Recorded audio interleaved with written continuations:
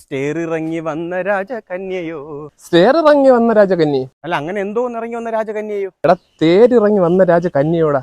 അത് എന്ത് വായിക്കോട്ടെ, നീ എന്നെ കറക്റ്റ് ചെയ്ത് കുറച്ചു നേരം പറ്റുമെങ്കിൽ കിടന്നുറങ്ങും, നിന്നുറങ്ങാതെ. ഓ, അപ്പൊ എളുപ്പമാവുമല്ലോ അല്ലേ? എന്തൊരു സൗകര്യമാവുന്നു. അയ്യോ, അറിഞ്ഞൂടാത്ത ആള് ഭയങ്കര.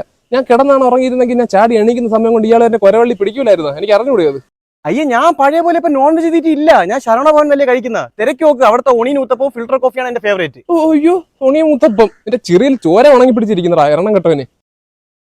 ചോരയൊന്നും അല്ല, അത് ഞാൻ ഇന്ന് രാവിലെ ഇന്ത്യൻ കോഫി ഒരു മസാല ദോശ കഴിച്ചു. അതിന്റെ ബീട്രൂട്ടിന്റെ കറ ആയിരിക്കേ ഉള്ളൂ. ബീട്രൂട്ടിന്റെ കറ ഇങ്ങനെ അല്ലല്ലേ? ഇയാൾ എന്നെ പേടിപ്പിക്കാതെ പറ്റും കുറച്ചു നേരം കിടന്ന് ഉറങ്ങും, ഇച്ചിരി നേരം കിടന്ന്. അല്ല, ഇങ്ങനെ നിന്നുറങ്ങിയ കാല് മടങ്ങി പോകില്ലേ എന്തോ. അത് കാല് മടങ്ങാനിക്കുള്ള ഒരു ലോക്ക് മെക്കാനിസം ഉണ്ട് എനിക്കും ആനയ്ക്കും ഒക്കെ. അതുകൊണ്ട് ഞാൻ നോക്കട്ടെ. നോക്കണ്ട, ദൂരെ ഒന്ന് സംസാരിച്ചാൽ മതി. ഇങ്ങനെ പേടിക്കാതെ നീ എന്റെ കൈ ഒത്തി മണത്ത് നോക്ക്. നല്ല സാമ്പാന്റെ തൈസാത്തിന്റെ മണതാണ്ടേ. ആ മണം എനിക്ക് വേണ്ട, ദൂരെ നിന്നാ മതി. ഞാൻ ചവിട്ടി കൂട്ടിക്കളഞ്ഞ്. ഇത് കിടന്നുറങ്ങിയ അവരുടെ 200% പ്രൊഡക്ടിവിറ്റി കൂടുമെന്ന് പഠനങ്ങൾ പറയുന്നുണ്ട്. അതാണ് തന്നെ എനിക്ക് പ്രൊഡക്റ്റീവ് ആവണ്ടെങ്കില് ഇത് ഇന്ന് ഞാൻ മാന്റെ പിറകെ ഓടി ടയർഡ് ആവേ ഉള്ളൂ. അത് കേട്ട് നീ കേട്ടെങ്കിൽ വലിച്ചോട്. നീ നിന്റെ പാട് നോക്കി, നിന്റെ വലിയ കഴുത്തും കൊണ്ട് നീ നോക്കിയോ. നിന്ന് ഉറങ്ങുമ്പോ നിന്റെ കഴുത്ത് ഇന്ന് ഇത് ഹെലികോപ്റ്റർ ഒന്നും ഇടിക്കും. രാവുന്നാടാ നീ. പിന്നെ ഇവനെ ചവിട്ടിയിട്ടേ ഉള്ളൂ ബാക്കി കാര്യം.